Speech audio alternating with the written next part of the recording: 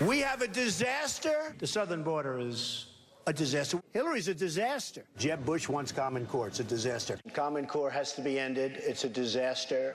It is a disaster.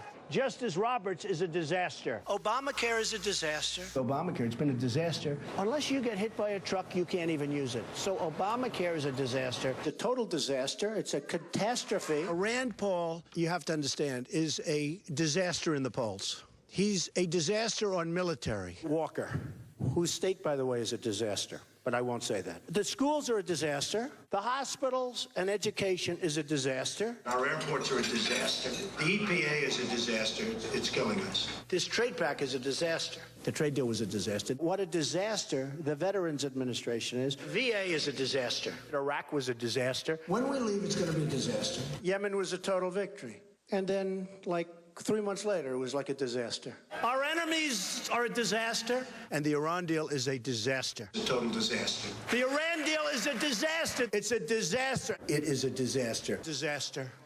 A disaster. 24 is like the magic number that's a disaster. And I've always heard that's a disaster. And it is a disaster. That was a disaster. Although, I don't know, that whole thing is such a disaster.